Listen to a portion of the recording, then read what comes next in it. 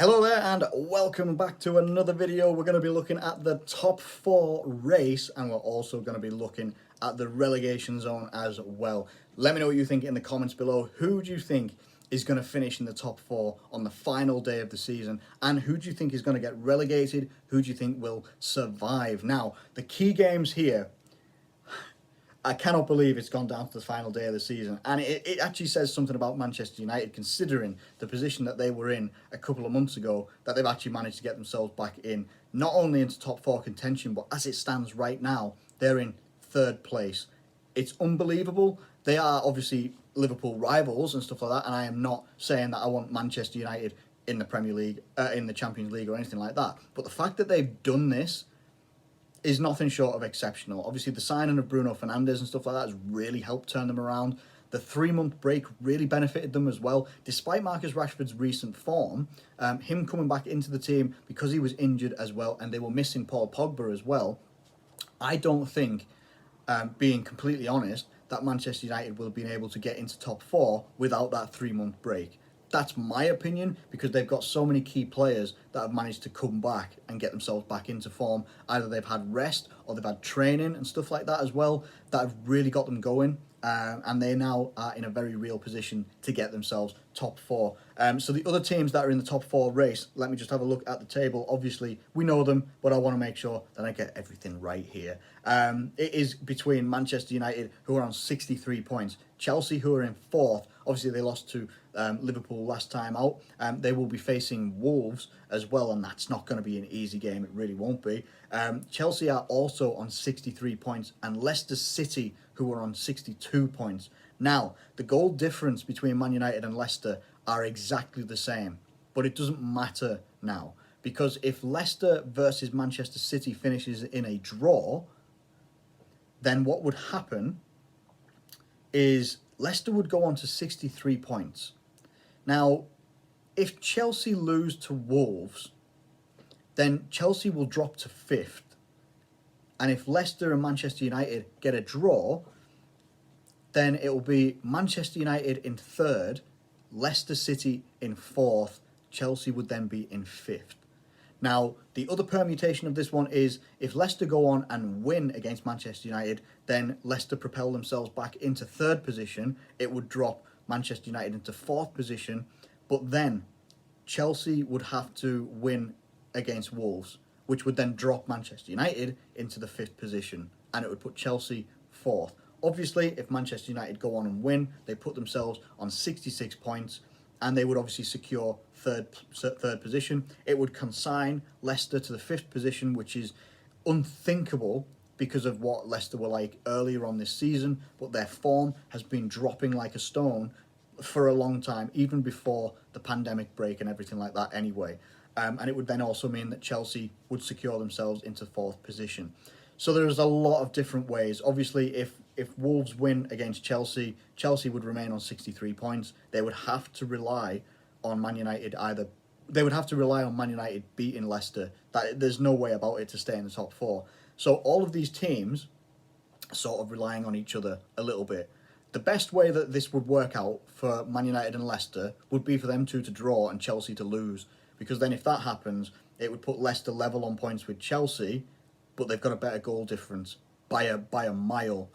Chelsea are plus 13, Leicester are plus 28. So unless Frank Lampard's Chelsea can score 16 goals in one game, it's not happening. Not against Wolves anyway. So, Leicester versus Manchester United, you'd have to say, I don't actually know what was Leicester's last game like.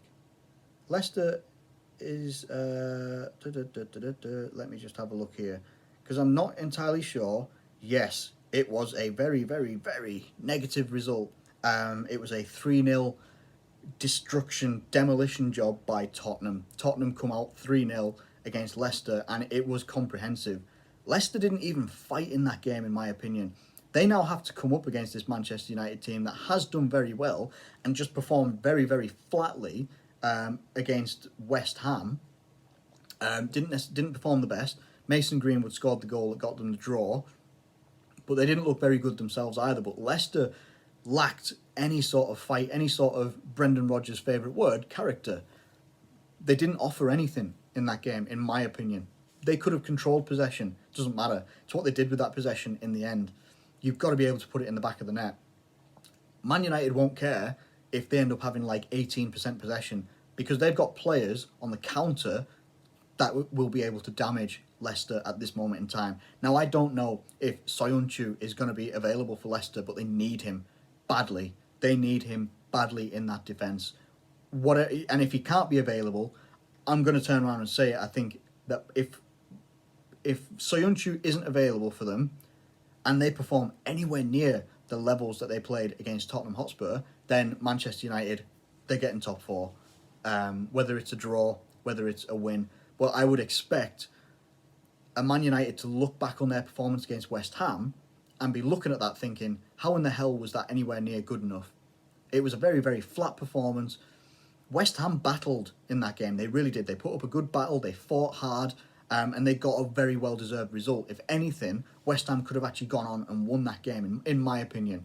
If it wasn't for some good defending and some breakdowns of plays by West Ham, some wrong decisions in terms of passing and movement, West Ham could have gone on and won that game, and it would put Manchester United in a much more dire situation when it comes to coming up against Leicester. It would actually still put them on level points and stuff like that. So there's still much more for them to play for. For Leicester, Leicester have to go out and win this. There's no question about it. They have to come out like an F1 race. They have to come out all guns blazing. They've almost got to, I don't want to say sacrifice defence, but they have to come out like a house on fire and absolutely go hammer and tong at this Manchester United team. If they don't do that, and they try and just, we're going to take possession and stuff like that, what will happen is, if Leicester try and play their possession football, is Manchester United will just end up starting to pick them off. They'll lose the balls in the wrong area. They won't be able to get back quick enough. And Manchester United, with that front three, even the front four of Fernandes, Martial, Rashford and Greenwood, they will just come at them with pace. And if anything, what Manchester United do is they create chances, and they tend to create chances at speed. They've got players that aren't afraid to take a shot from distance as well, so they can just bypass the defence as well, not even bother with it and just take shots from distance. Fernandes takes shots from distance, Rashford does, Martial did it, I can't remember who he did it against, took one nice curling effort, went into the back of the net in one game. And Greenwood is a hell of a finisher as well. Get him inside the box, get him anywhere near, inside or outside the box, there's a good chance he's going to find the back of the net. It's a very, very dangerous game for Leicester. And I'm not wishing any ill on Leicester or anything like that. I don't think that Leicester are going to come in with the right mentality in this game, and I don't see Manchester United losing. And I'm not a Man United fan at all, I'm a Liverpool fan. But I don't see Man United losing this one. I don't think that Man United are going to come this far, make this progress that they've made all this time this season, just to go ahead and maybe lose the game and possibly drop down into 5th position or something like that, depending on what happens with Chelsea. I think that Manchester United are going to come out in this game, they're going to come out with a bit more intent and a bit more of a clinical nature, and I think that Manchester United will win this game against Leicester 2-1. Let me know what you think in the comments below. I'm not against Leicester, and I'm certainly not a Manchester United fan, so please don't be offended by any of my predictions in this video. When it comes to Chelsea, on the other hand, Chelsea are going to be facing Wolves, and Wolves are going to make this a difficult game. Wolves themselves are sat in 6th position. They can't go higher. They're not going to score the amount of goals that it would take for them to get into 5th position. So they could drop down, depending on what happens with their game and Tottenham's game as well. They can drop down as low as 8th. But it looks like, for me, that Wolves will pretty much stay... Sorry, no, they could drop down to 7th, not 8th. But it looks to me like they've at least secured some Europa League football. While they're still in the Europa League itself this season, they've still got that to compete for as well. But Wolves are defensively a bit of a nightmare for anyone to come up against. They're very, very difficult to play against, very difficult to break down. What Chelsea have is... they have an abundance of creativity. They really do. What you get with Chelsea is that they just generally don't stop. Now, they took on Liverpool last time out and they lost, but they lost 5-3. And if they start with who I expect Chelsea to start with in this game, which I mean, they need to be starting with Christian Pulisic first of all. First and foremost, he needs to be in there. They need to go with the right midfield, so they need to choose the right players in there. Mason Mount didn't have the best game last time out, so whether they make a change there, do they bring in Ross Barkley?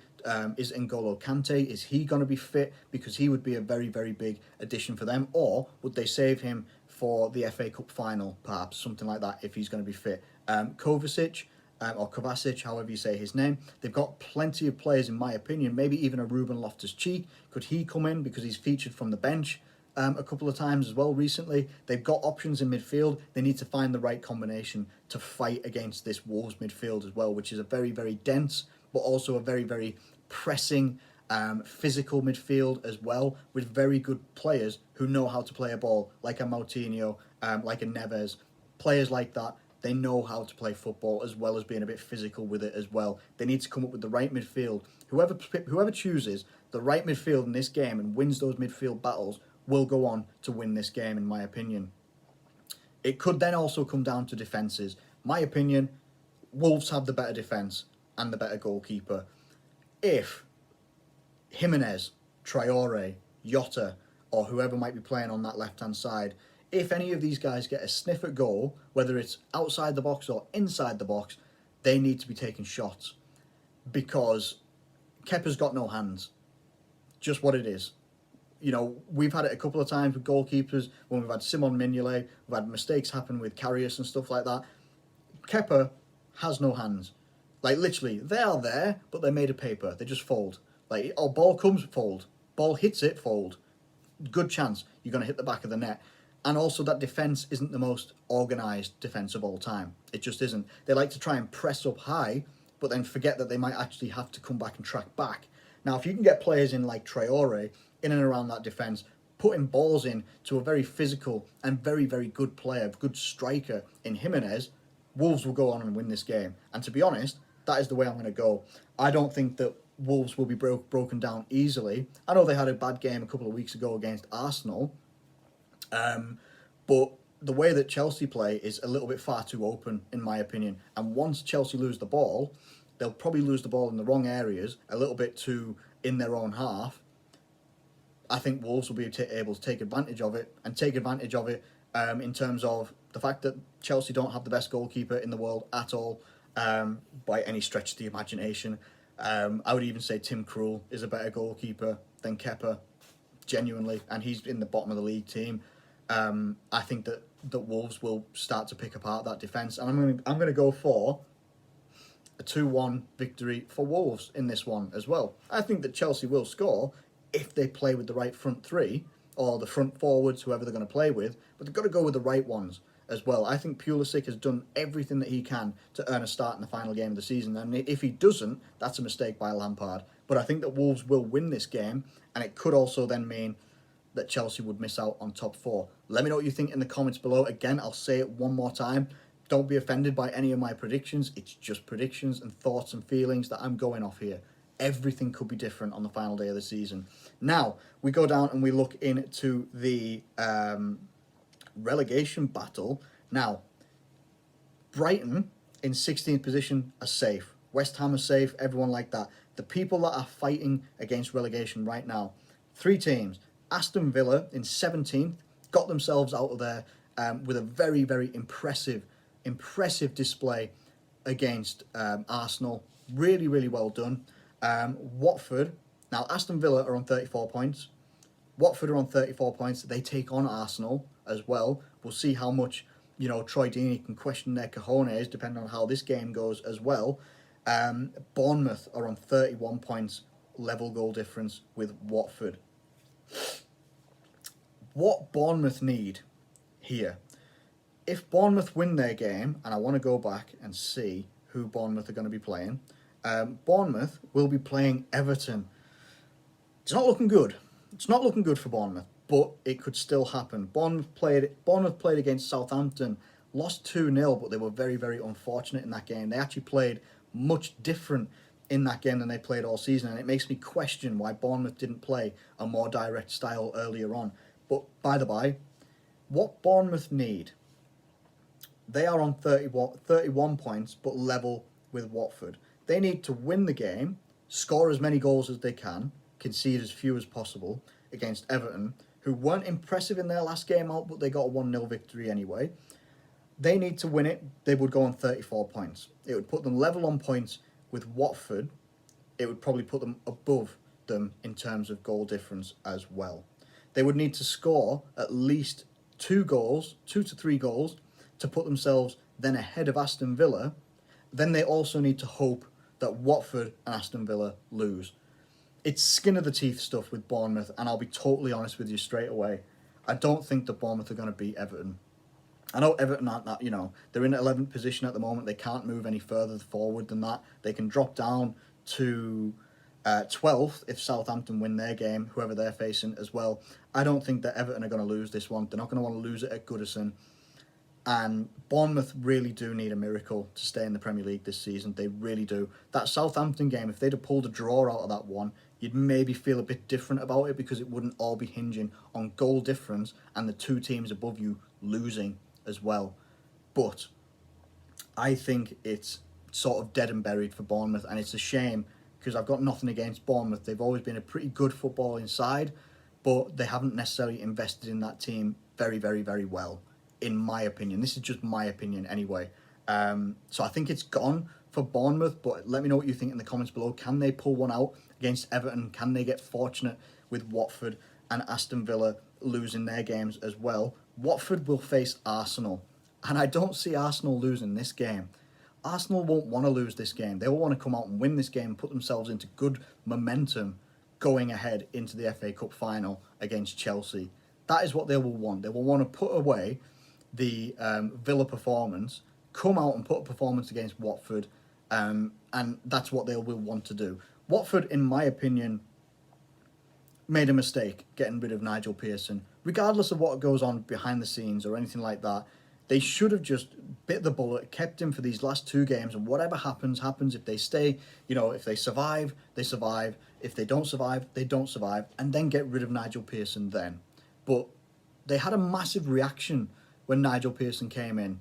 Got some good results. His first game as manager was against Liverpool, and it was a 2-0 win for Liverpool, but it was a very, very difficult game. He's come out and he's won some very good games as well. Beat Liverpool 3-0 as well. He's done some very, very good things that I don't think someone else would be able to do. In my opinion, I think it's too much to ask. I think that Arsenal are going to come out into this game hammer and tong. They're going to come out with a very strong lineup, fast lineup as well, and they're going to want to come out, erase that Aston Villa result ahead of the Arsenal-Chelsea FA Cup final.